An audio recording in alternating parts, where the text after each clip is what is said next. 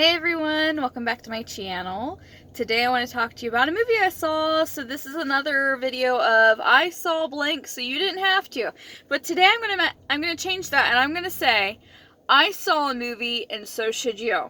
Okay, so I saw Spider-Man No Way Home on Saturday. So it's been a couple days since I've seen it. So I don't even want to give spoilers. Normally I tell you everything that happened, but this is a movie that you need to go see. If you are a Spider-Man fan at all, you should see this movie. Okay? So obviously you're going to see that I'm giving like this movie a high rating. I would say 9, 8.5 out of 10. And that's just because I'm being realistic. It wasn't a perfect movie. But it was so good. Okay, so my experience with Spider-Man was a little bit of the comics, and like there was a cartoon when I was a kid on Disney, and I saw the Tobey Maguire movies. So I even remember when I'd watched the first Spider-Man on VHS. So it's been that long since it came out, early 2000s, and I would watch it over and over again because I loved it, and I became a fan of Tobey Maguire. So that's where my Spider-Man fan base started, really, was with that storyline. And I remember when the third movie came out, and I was annoying my parents to go take me. Like, seriously, I was being ridiculous, because I'd be like, hey, I want to go see this movie, and it's about a spider, a man, and the number 3, and you need to take me. And I think they regrettably took me to finally see it, and I think they were bored out of their minds, but I thought it was awesome. Because of Spider-Man and Venom is one of my favorite villains / heroes. It depends on who you ask. So, this movie was so good. It was so good. I've not seen the other Spider-Man, like the Amazing Spider-Man. I didn't see those, and I haven't seen Homecoming and Far From Home. Now, I am recording them this week, so I will eventually see them, but I did not see those. So there was a little bit of plot holes for me to navigate through, just because, okay, who's this person, or what's this relationship like? It took me a little bit to realize that MJ does not stand for Mary Jane, it stands for Michelle. So there was like little differences, but I liked it. I liked that this was tiny differences, but it still was the same thing. It was still Spider-Man, and you could jump into the storyline and you got it. You're fine. And that's what I did. Like, there's some references to things. If you know your superhero worlds, you were okay. You could kind of piece together. Because, like, there's Doctor Strange in it, and there's a couple other heroes in there, or they're mentioned, like Iron Man. So, there's some storylines that you're not 100% sure on if you don't see those other movies, but I think it's fine.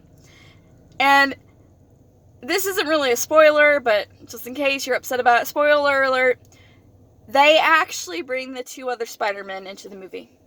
I was so happy. I was so excited. So when they brought in, I don't know their names, sorry, the gentleman that plays the Amazing Spider-Man, that was neat. And I'm like, okay, they're going to bring Tobey Maguire in, because if they brought the other one in, they have to bring the first one in. And to me, that was so nostalgic to see Tobey Maguire on the screen as Spider-Man again. That was so cool. And I love that there's other shows that do this, obviously, but when there is multi-universe storylines going on, I love that they acknowledge that. I love that they acknowledge that, hey, this is Spider-Man in this world, but there's another version of Spider-Man here, and another version of Spider-Man here, and there's another one. He's just in a different storyline, basically. So, I thought that was cool. I enjoyed literally every second of it. There wasn't even like a downtime or anything, and to see my favorite villains there was even better.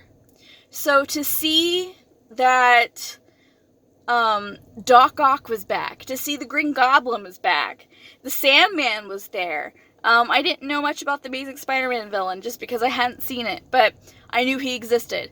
To hear about Mysterio, I know who he is. So that was so cool to see these people back. And they aged nicely. Like Tobey Maguire, he looked like he came off of my VHS tape from years and years and years ago. He looked just the same. His costume was the same. The Doc Ock looks the same person. He hasn't aged a day. Green Goblin, same thing. Sandman looks exact same. Great, great, great. Loved it. Just go see it. Just go see this movie and appreciate it for what it's worth. I think I'm going to see it again just because I enjoyed it so much. It made me want to go home and watch the old Tobey Maguire movies and even embrace Spider-Man, The Amazing Spider-Man.